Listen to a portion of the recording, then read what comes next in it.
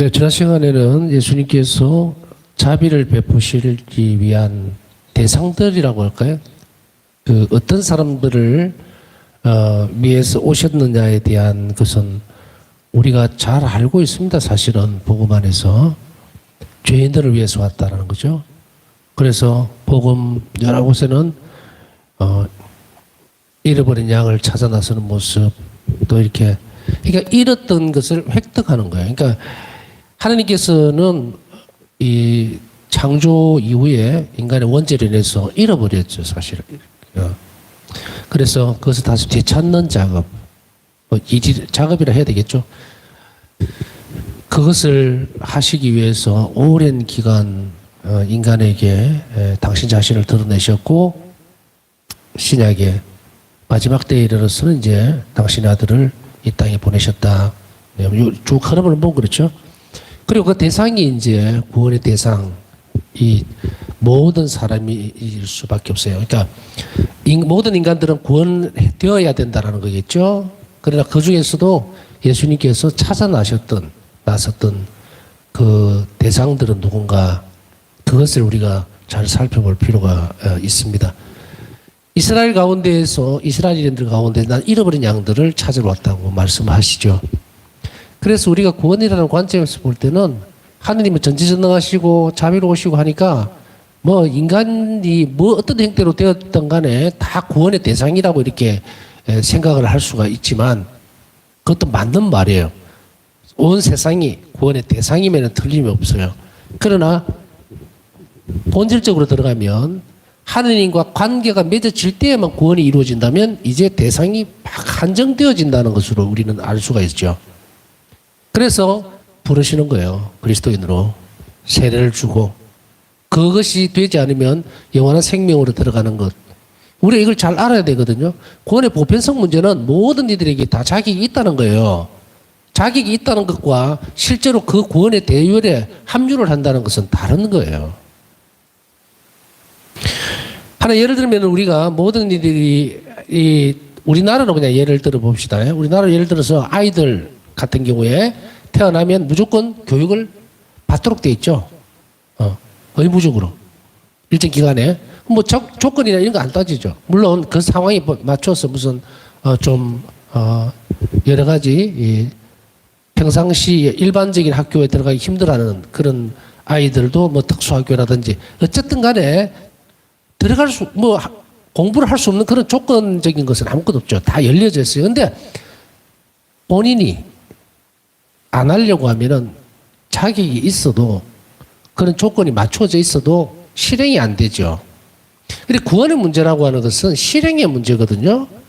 구원의 대상이 되었다라고 하는 거하고 실행이 되는 거하고는 전혀 다른 문제입니다. 전혀 다른 문제예요.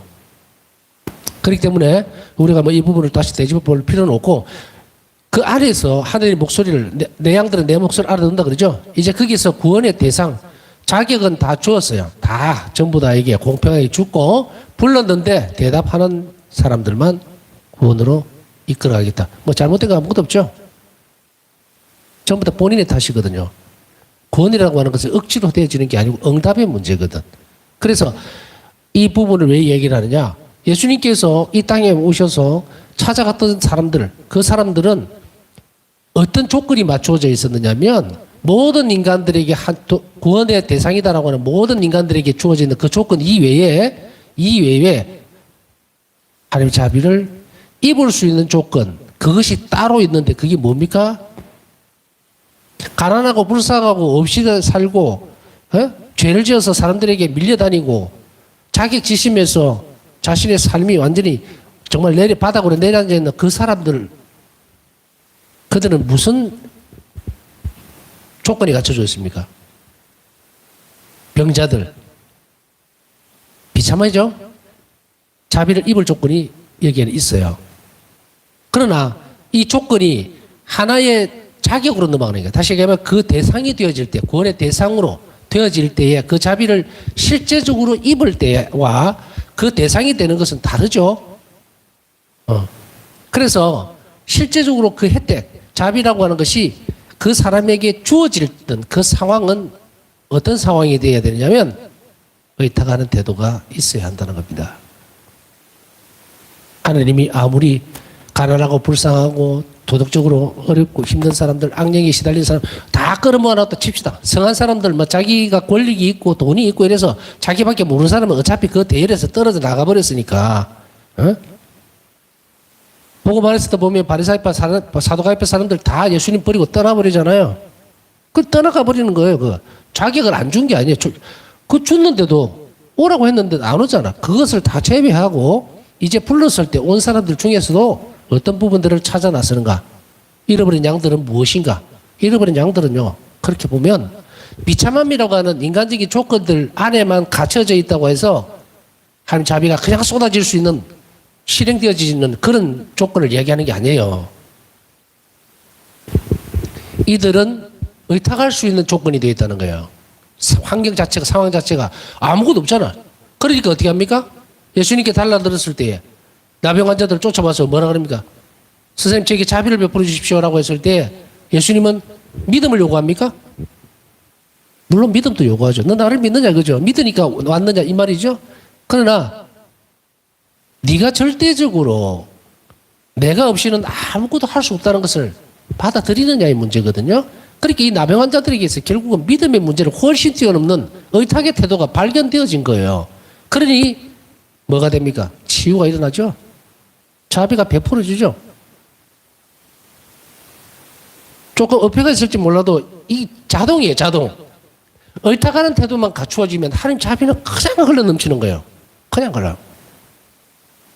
그 의탁의 태도를 보고서 셈을 해가지고 내가 자비를 베풀어 줄까 말까 이러는 하느님이 아니고 인간 편에서 의탁의 태도만 제대로 만들어지면 하나님 자비는 그냥 넘치는 거예요. 흘러 넘치는 거예요. 예수님께서 나병 환자들뿐 아니고 모든 병자들, 악령에 시달린 사람들, 죄를 지어서 가나마다 잡힌 여인들 모두에게 무엇을 물어봤느냐면 네 조건이 하느님이 없이는 아무것도 아니라는 것을 인정하느냐 이 말이에요.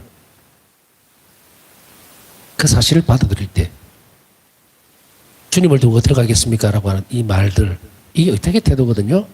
그때의 하나님 자비는 전달돼 버린 거예요. 이걸 지금 잘 살펴봐야 된다.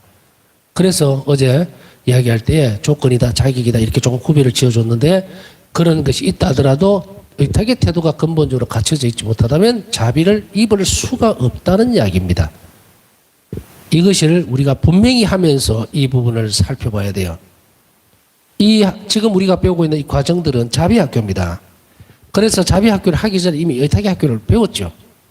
그렇기 때문에 그것을 굳이 이렇게 제가 안 가져오더라도 이제 계속 연결을 지어야 됩니다.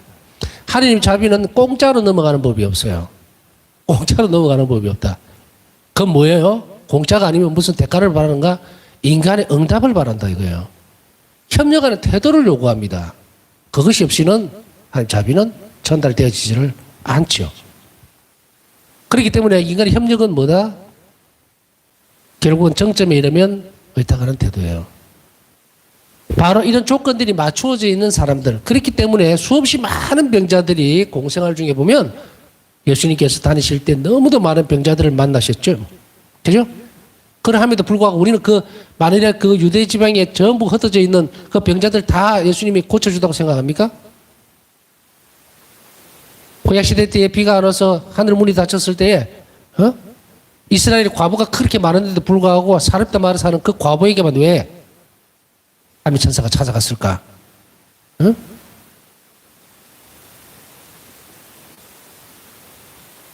선택적이죠. 인간의 의탁의 태도에 따라 하나님 자비는 흘러 넘친다는 거예요. 그렇기 때문에 이스라엘 전역에 유대지방 전역을 3년을 다니시면서도 어떤 모든 병자들을 다 나서준 것은 아니다. 그래서 복음은 이것을 뭐라고 표현합니까? 고향 나자렛에 가셔서 기적을 많이 하지 못하셨던 이유가 뭐예요? 믿음이 없는 것을 보고 놀라셨다. 이렇게 표현을 하고 있습니다. 그 믿음이라고 하는 것, 그렇게 보면 표현되어 있죠. 그것은 이제 우리가 이타기 학교까지 쭉 강의를 충실하게 열심히 잘 배웠다면 이 말이 의미하는 것을 분명하게 우리는 알 수가 있겠죠. 믿음의 덕성뿐 아니고 덕성이 완전체가 되어지는 의탁의 태도가 없기 때문에 그들에게는 기적을 행하실 수가 없었다. 하지 않으셨다가 아니고 행하실 수가 없었다. 이 부분들을 우리가 복음안에서 지금 살펴보면서 우리 또한 마찬가지로 하나님 자비를 입기 위해서는 반드시 이것이 되어지지 않으면 하나님 탓으로 돌리는 그런 누를 범하면 큰일 나죠. 신앙생활 엉망으로 돌아가죠. 하나님이 나에게 이게 아니라 내 편에서 문제가 항상 있다. 그러나 이렇다 하더라도 우리가 너무 편협하고 좁은 조건 안에서 내 탓이요. 그래, 예수님께서 이걸 안 해주셔서 그런 게 아니고 내가 잘못, 일방적으로 뜻도 의미도 모르면서 그냥 밀어붙이는 것은 어떻게 한다? 무한한 사랑을 받아야 될 그 영혼이 완전히 쪼그러지는 거예요. 응?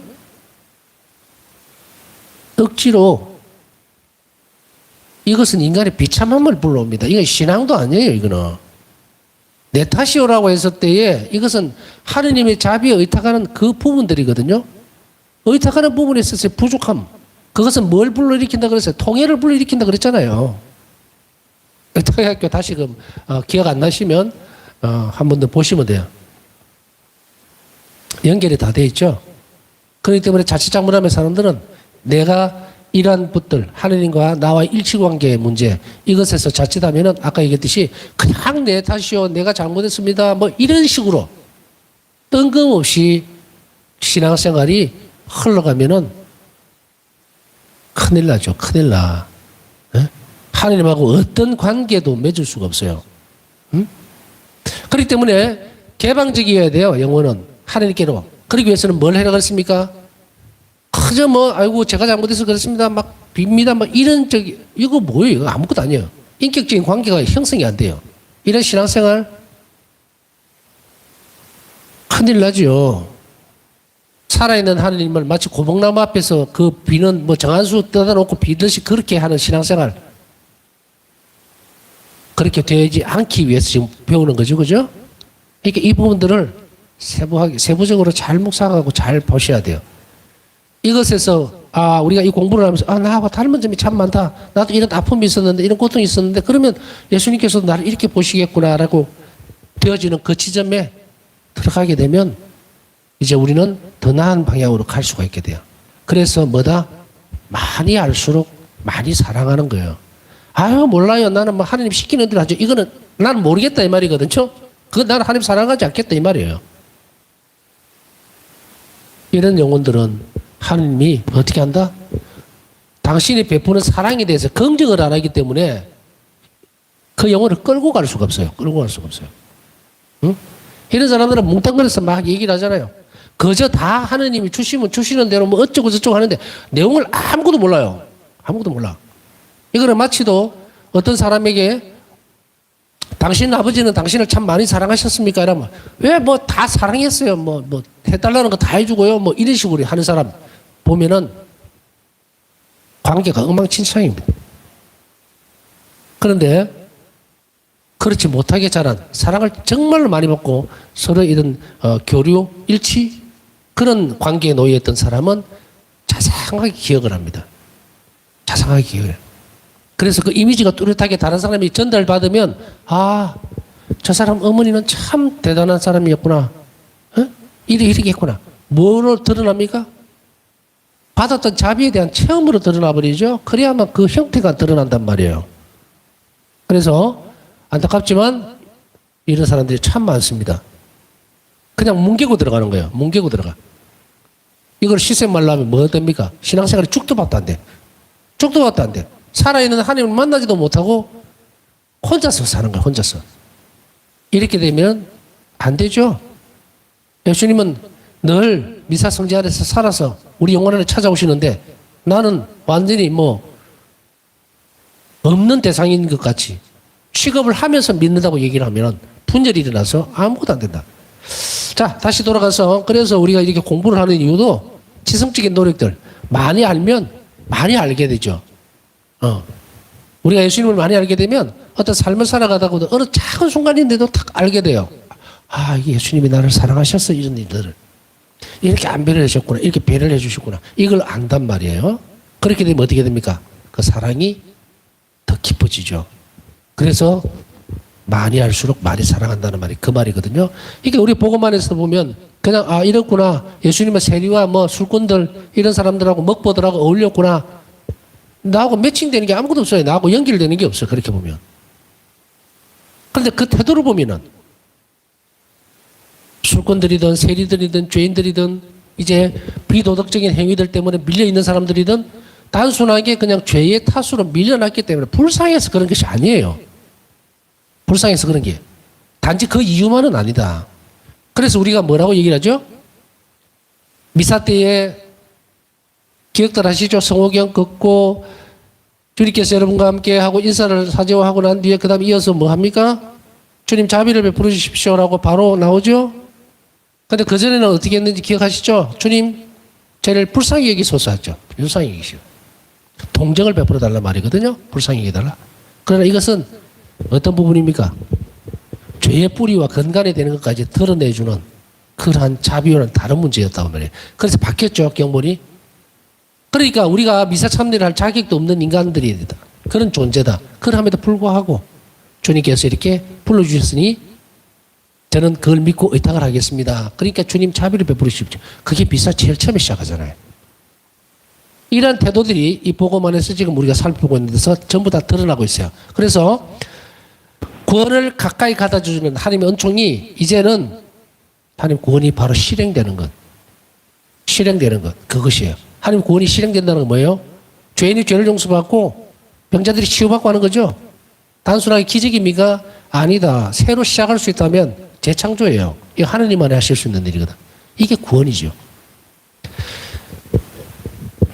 그분은 세리들과 함께 식탁에 앉으셨다. 그분은 창녀들과 세리들을 용서하셨다. 가장 먼저 해주셨던 것은 죄에 대한 용서였습니다. 그죠? 우리가 기억하죠?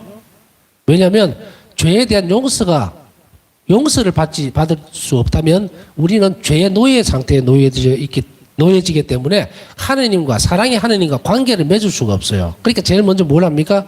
자비의 손길은 가장 먼저 죄를 용서해 주는 거였다.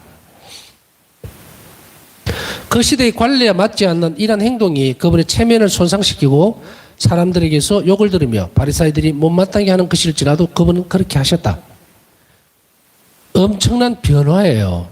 그 시대 당시에서 봐서는 있을 수 없는 일이거든요. 창녀하고 세리들하고 한자리에 앉아서 식사를 같이 하고 이거는 마치로 어떤 식으로 반역죄예요. 반역.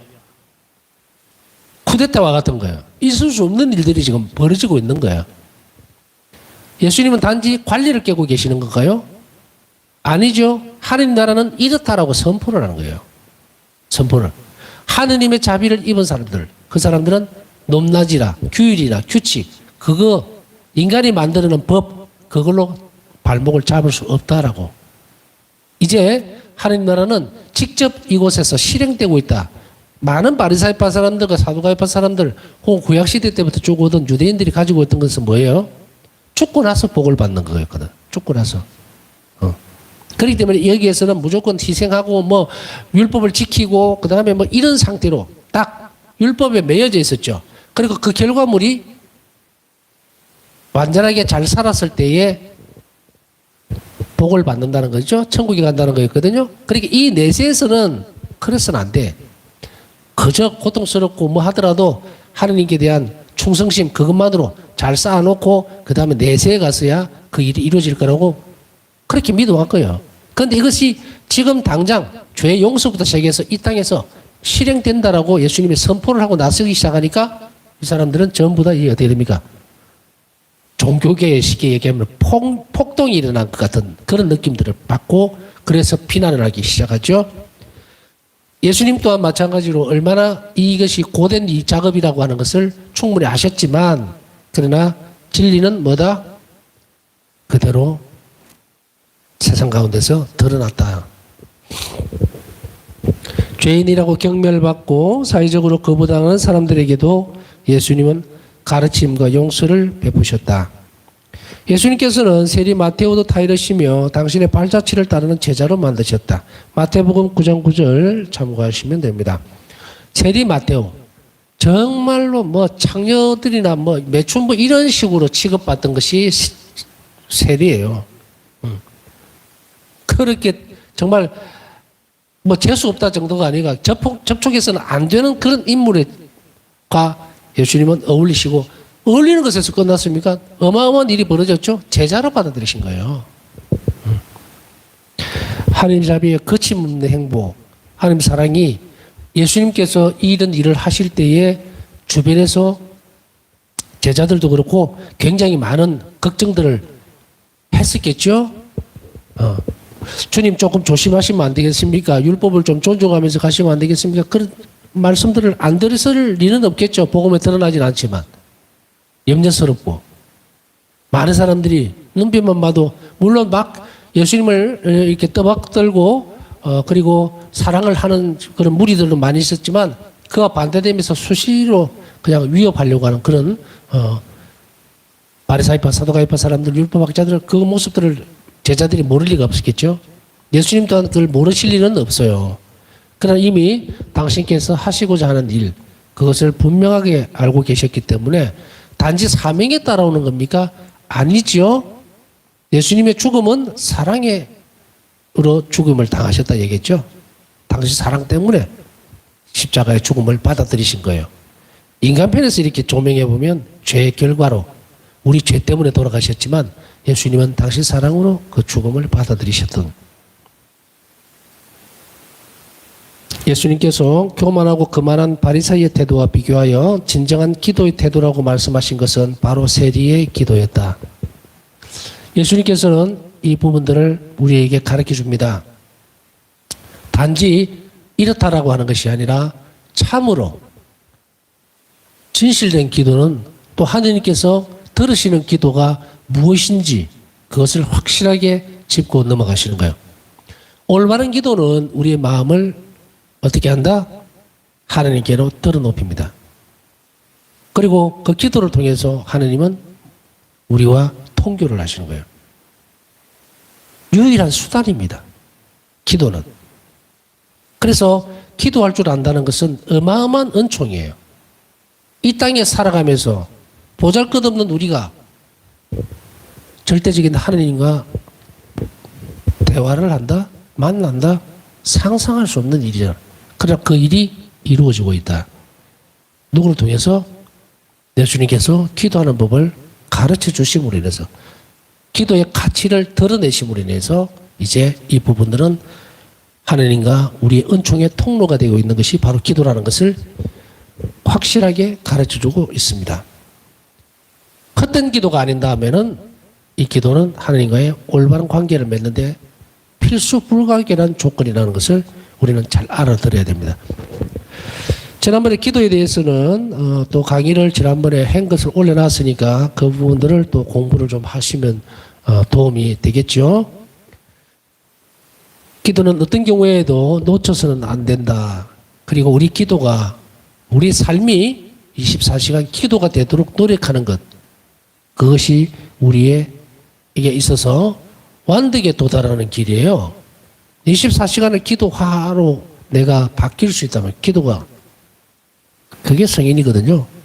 그것을 위해서 노력하는 것, 그거 반드시 필요한 것이고 또한 기도하지 않는 그리스도인들은 쓸모가 없는 거예요. 쓸모가 없어요. 그리스도인들은 기도하는 사람들이에요. 기도하는 사람들. 왜? 그리스도인 자체가 그리스도인이잖아요. 그리스도화되어서 예수님을 변형되어야 되는 사람들인다. 그런데 거기에서 기도가 빠져버리면 이건 아무것도 아니에요. 목각 인형밖에 더 돼요.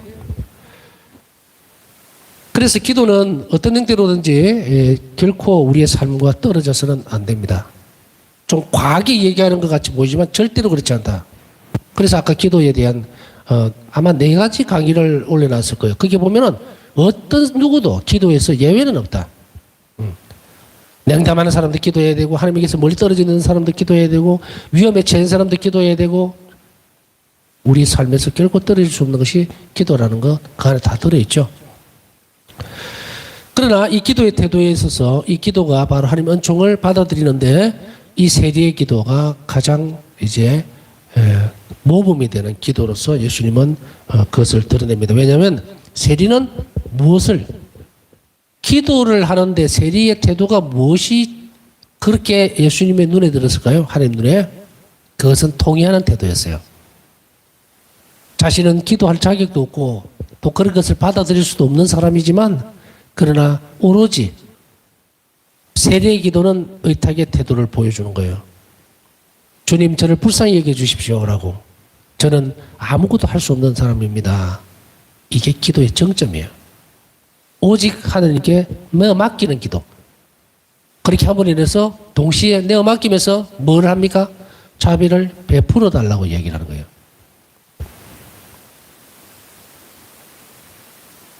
하느님께 자신이 죄인임을 고백한 겸손한 세리. 루카복음 18장 10절에서 13절 참고하시면 되고요. 이 세리가 합당한 기도의 태도의 모범이 된다. 아까 앞에서 조금 설명을 기도에 대해서 이야기하면서 말씀을 드렸습니다만은 아이고 주님 주시는 대로 받겠습니다는 엉터리 기도라 그랬죠. 엉터리 기도예요. 주님께서 원하시는 것을 제가 잘 받아들일 수 있도록 해달라는 기도여야 돼요. 기도해야 된다고. 하나님께서 주시는 것에 대해서 관심이 없이 주면 주고 말면 말고 그런 기도밖에 더 되겠는가.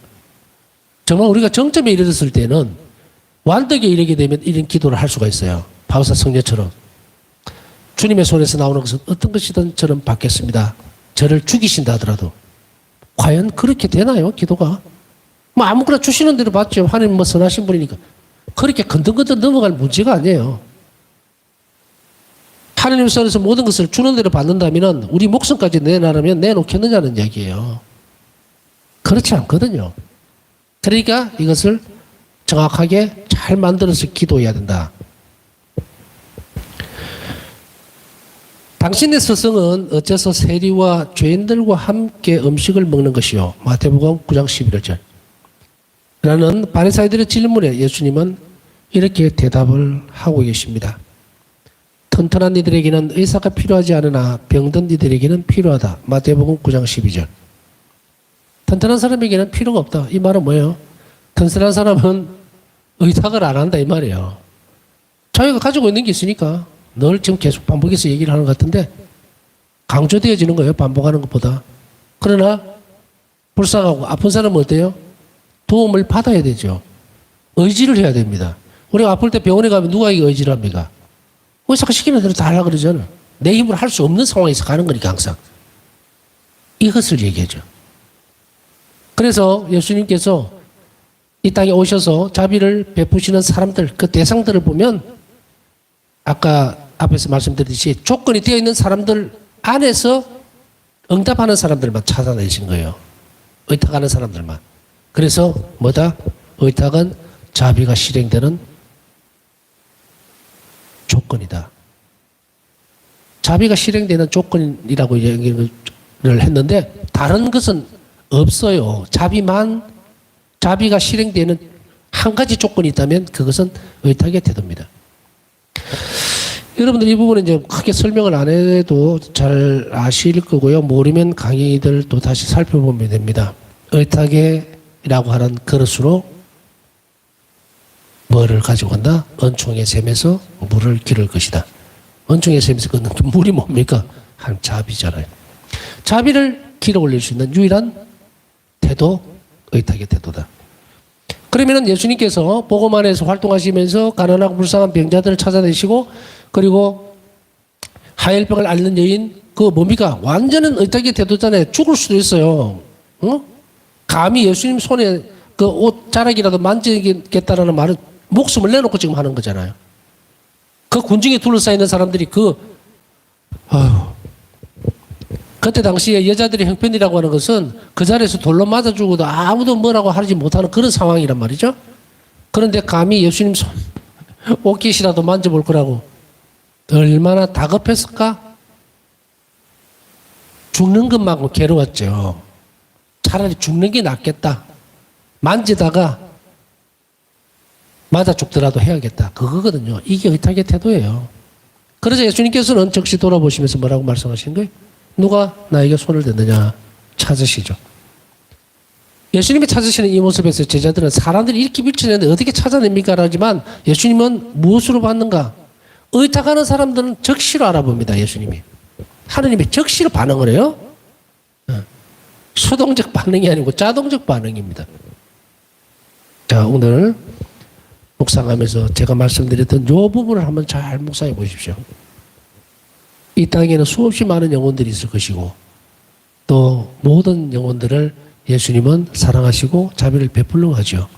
그러나 분명히 그곳에도 자비의 순서가 있다. 자비의 순서가 있겠죠?